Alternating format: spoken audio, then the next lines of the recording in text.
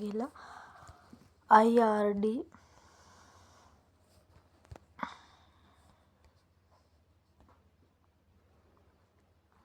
මම දැන් කලින් සර්ච් කරලා තියෙන නිසා මගේ ඇවිල්ලා තියෙනවා මේ උඩින්ම තියෙන IRD ශ්‍රී ලංකන් ලොගින් කියලා. ඒ විදිහට සර්ච් කරලා යන්න. එහෙම ගියාම එනවා මෙන්න මේ විදිහට. උඩින්ම එන එක නෙමෙයි දෙවෙනි එක. මේ තියෙන්නේ Inland Revenue Department කියලා. ඒක නෙමෙයි. මේ ලොගින් කියලා දෙවෙනියට තියෙන දම් පාටින්. ඒකට යන්න.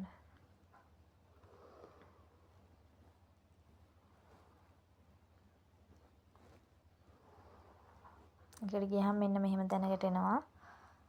මේකේ තියෙනවා login for or to කියලා. ඒ ටික අදාළ නැහැ. ඒකට නෙමෙයි. මේ other service යටතේ තියෙන නිල් පාටින්. මේ නිල් පාටින් තියෙන ටිකේ පළවෙනිම එක tin registration කියන එකට යන්න.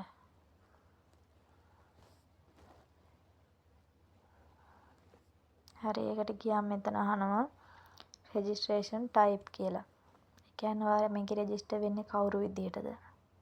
කියන්නේ මොන වගේ කෙනෙක් විදියටද? ඔය තනි පුද්ගලයෙක් විදියටද සාමූහික තව කට්ටියක් විදියටද?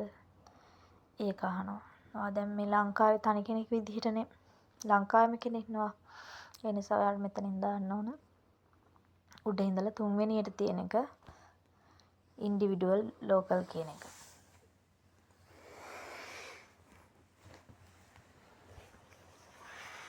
ඒක දුන්නාම මෙතන උඩින්ම පේනවා ඔයා එතන තෝරපු එක උඩටම ආපු ලොකු ඇප්ලිකේෂන් එකක්. හරි එතන දැන් මෙතන බලන්න. මෙතන මම කිසිම දෙයක් සිලෙක්ට් කරලා දාන්නේ නැහැ. මගේ මේ මම ඔයාලට පෙන්නන්නම් ඒක. දැන් identity number එක තමයි මෙතන දාන්න තියෙන්නේ. මේ මෙතන මම මේ අදාළ රූල ටච් කරාට පස්සේ නිල් පාට වෙනවනේ. ඒ නිල් පාට වෙන එකට අදාළ එක තමයි මම ඔයාලට කියන්නේ. හරිද? මේ මෙතන ID number එක දාන්න.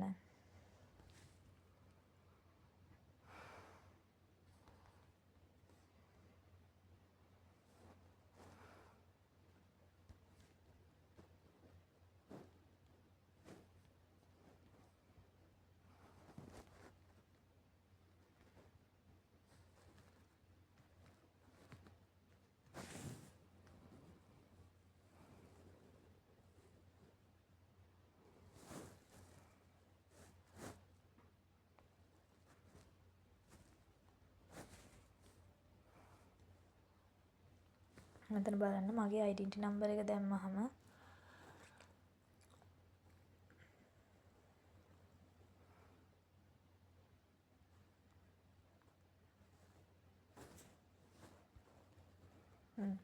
මගේ identity number එක දැම්මහම මෙතන පෙන්නනවා දැනටමත් මේකෙන් application එකක් දාලා register වෙලා තියෙන කියලා. මම දැන් TIN number එක අරන් තියෙන්නේ. ඒ නිසා TIN number එක ගත්තාම තමයි මෙහෙම පෙන්නන්නේ. හැබැයි සමහර වෙලාවට TIN number එක ගන්න කලිනුත් මේ මට දැනුවත් මම TIN number එක apply කරලා මේ දේ වෙනුවෙන් ගන්න කලිනුත් මට ඔහොම පෙන්නවා. එහෙම වුණොත් වෙන තැනක් තියෙනවා. එතනින් අපි ආයෙ ගිහිල්ලා ඉවර වෙලා අපි ඇතුළත් කරලා තියෙනවා නම් ඒ මොකද්ද කියලා බලලා ගන්න ඕන.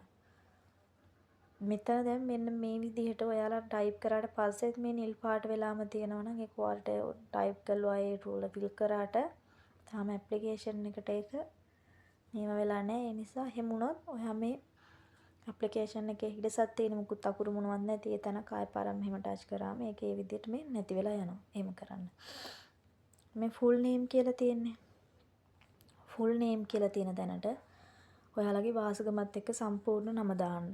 අකුරු වලින් කෙටි කරලා නෙමෙයි වාසගමත් එක්ක සම්පූර්ණම නම. එතන ඉංග්‍රීසි වලින් දාන්න. මෙතෙන්ට ඒ විදිහටම අර ඩෙන්ටිටි තියෙන විදිහටම වාසගමත් එක්ක සම්පූර්ණ නම ඉංග්‍රීසි වලින් මේ සිංහලෙන් දාන්න මෙතෙන්ට. උඩට ඉංග්‍රීසියෙන් යටට සිංහලෙන්.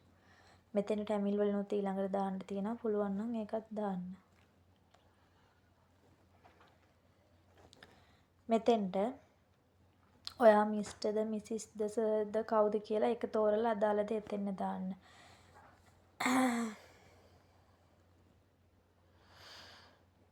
ඊට පස්සේ මෙතන ආයෙම නමනේ දාන්න තියෙන්නේ. මෙතන දාන්න තියෙන්නේ ඔයාගේ මුල් අකුරුත් එක්ක නම. අර උඩ දාපු නමේම උඩ නම දාපු තැනම උඩ නම දැන් මේ අකුරු වලින් වාසගමත් එක්කමනේ. මෙතන අපි මුල් අකුරු වලින් දාන්නේ. කෙටි කරලා. අන්න ඒ විදිහට මුල් අකුරුත් එක්ක නම දාන්න. වාසගම කෙටියේ මුල් අකුරු දෙකකින් තුනකින් දාන විදිහට ඔයාලා දාලා ඊට පස්සේ ඔයාලගේ නම ලියලා දාන්න. මෙතන සිංහලෙන් දාන්න තියෙන්නේ මේ විදිහට. මෙතන ටැමිල් වලින්. ටැමිල් වලින් ඉතින් අත්‍යවශ්‍යමත් නැහැ. පුළුවන් නම් හොඳයි.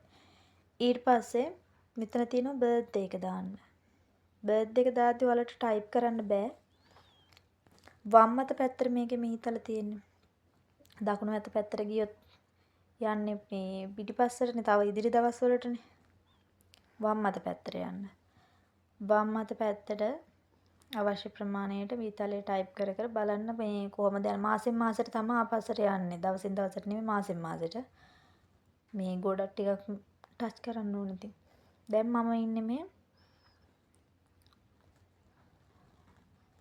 2025 මාර්තු වල ඉන්නේ.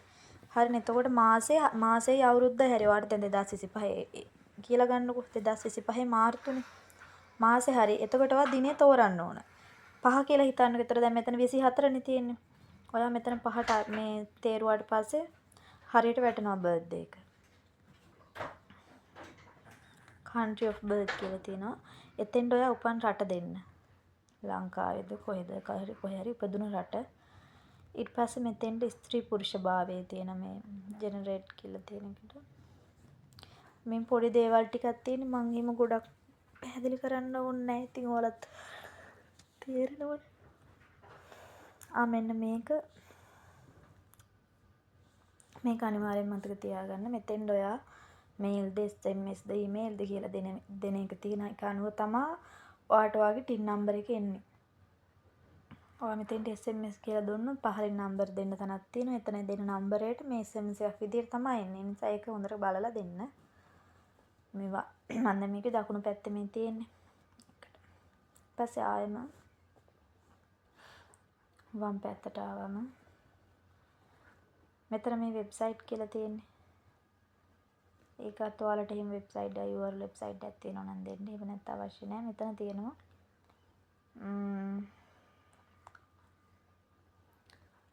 රටවල් දෙකක රෙසිඩන්ට් එක තියනවාද කියලා. ඒක yes ද no ද කියලා දෙන විදියකට දීලා මේ පැත්තේ එහෙම තියෙනවා නම් ඒ රට නගරය තෝරන්න.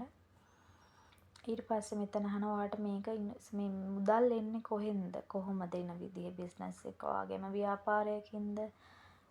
නැත්තම් ඔයා ඉතිරි කරලා ඔය නිකන් යොදවලා ඉවරේ මොකක් හරි දෙයකට ආයෝජනය කරපු දෙයකින්ද? නැත්තම් වෙන දෙයකින්ද කියලා අහලා තිනවා. ඔයා දැන් මෙතන අද කියලා දුන්නොත් බලන්න මේ යටින් තියෙන මේ තීරුව සුදු පාට වෙලා තියෙන තීරුව මෙන්න මේ කපාට වෙලා තියෙන තීරුව සුදු පාට කරනවා. එහෙම වුණොත් අද නම් ඒ මොන ජොබ් එකද කියලා ඔයා මෙතන ටයිප් කරන්න ඕන. හරිද? ඊට පස්සේ අහලා තියෙනවා මේ ජොබ් එකේ පොසිෂන් එක. ඔයා ඒකේ මැනේජර්ද කවුද එහෙම කියලා අහනවනේ. ඒක මෙතනත් ඔයාලට මෙතන සිලෙක්ට් කරන්න තියෙනවා. ඔයාට අදාළ එක මෙතනත් නැත්තම් ඔයාට එතනත් අද දීලා එතනත් අද දුන්නම අර විදිහටම මෙතන මේ කොටු සුදු පාට වෙනවා. ඊට පස්සේ ඔයාට මෙන්න මේ කොටු සුදු පාට වෙනවා. ඊට පස්සේ එතනත් ඔයාලා ටයිප් කරන්න පුළුවන්. ඊට පස්සේ මෙතන අහන්නේ මෙන්න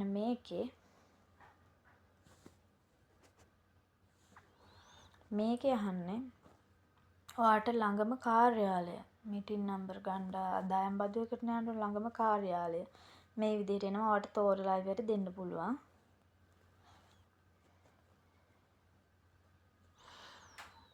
මෙතන තියෙන්නේ පර්මනන්ට් ඇඩ්‍රස් එකේ විස්තර ටික ඔයාලට දාන්න. නම්බර් එක ඉංග්‍රීසි වලින් ඇඩ්‍රස් එක ඉංග්‍රීසි වලින් ඊට පස්සේ ඒක සිංහලෙන් නම්බර් එක ඊට පස්සේ ඇඩ්‍රස් එක සිංහලෙන් මෙතන සිංහලෙන් ඊට පස්සේ මේ උඩ ඉංග්‍රීසි වලින් ඇඩ්‍රස් එක ඒ ටිකම එහෙම මෙතනින් උඩ ටිකම එහෙම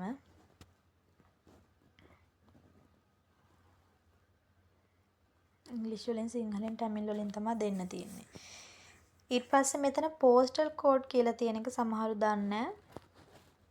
ඒක ඔයා අදාළ නගරය ගැහුවම ඔයාලගේ ළඟම නගරේ සාමාන්‍යයෙන් තියෙනවනේ. නගරයේ ගම ගහලා පෝස්ටල් කෝඩ් දවා හිතන්නකො ගල්කෙස්ස කියලා. ගල්කිස්ස පෝස්ට් රිපෝට් කියලා ගැහුවාම මේ ඒක එනවා. ඒ විදිහට ඔයාලට ගන්න පුළුවන් Google එකේ සර්ච් කරලා.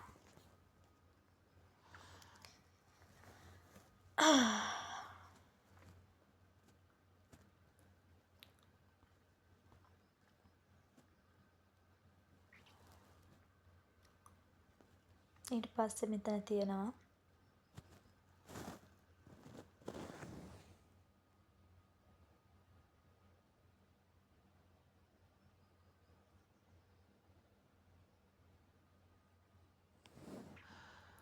මෙතෙන්ට ඔයා දෙන්න ඕනේ ඔයාගේ පළාත ඌවද කොහෙද කියලා. ඒක බලලා ඉවර වෙලා ඔයා එතෙන්න දෙන්න. ඊට පස්සේ මෙතෙන් ඔයා දෙන්න ඕනේ ඩිස්ට්‍රික්ට් එක. ඔයාගේ මේ ඇඩ්‍රස් එකට අදාළව ඩිස්ට්‍රික්ට් එක දෙන්න ඕන. ඊට පස්සේ මෙතෙන්ට මගේ මේ දෙන්නේ දකුණු පැත්තේ මේ උඩම තියෙන එකට ඩිස්ට්‍රික්ට් එකේ මේ ලිපිනේ වල ටිකෙන් පස්සේ ඊට පස්සේ අදාළ ග්‍රාම සේවා මොකක්ද ඒ කියන ග්‍රාම සේවා වසම ග්‍රාම නිලධාරී වසම ඒක මෙතෙන්ට ඊට පස්සේ දෙන්න ඕනේ. දකුණු පැත්ත දෙක ඔය කිව්වේ. ඊට වම් පැත්ත දෙක කිව්වනේ. පළාතයි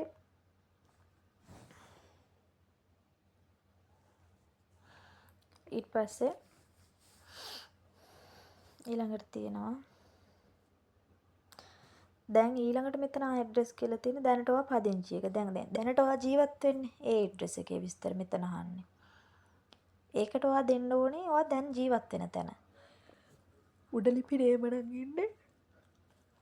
ඒ විස්තර ටික මම මෙතෙන් දාලා ඒ විදිහටම ෆිල් කරන්න පුළුවන් ඔයාලට. වෙනස් නම් වෙනස් ඒවා දාන්න.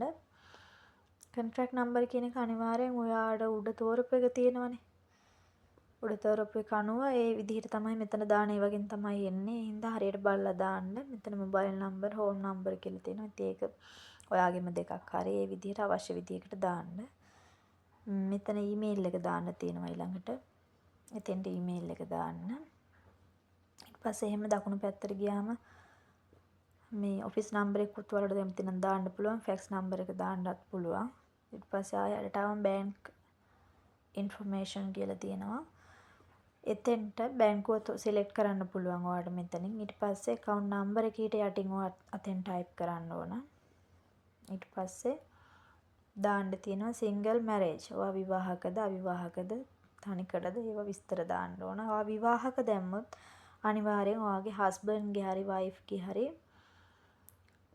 නම දාන්න ඕන. name of sponsor කියන තැනට.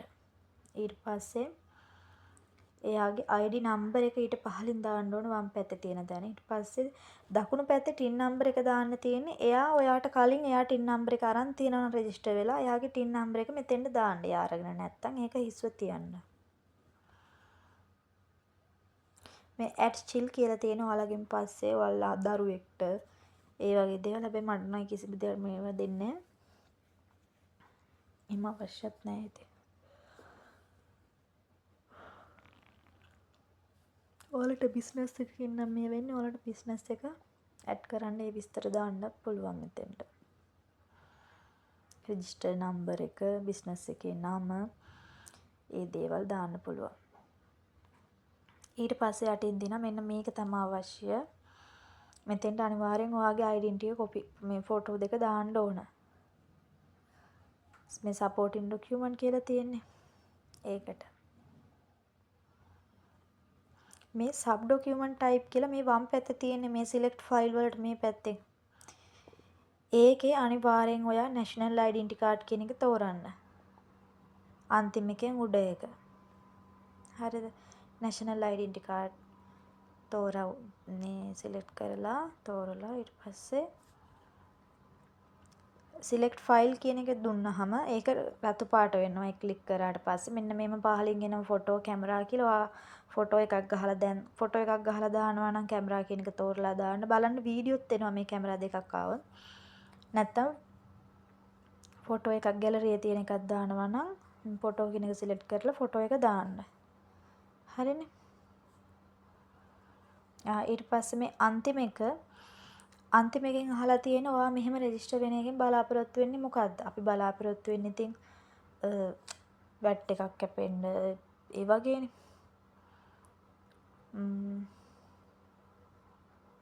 අපි මේකෙන් දුන්නම හරි.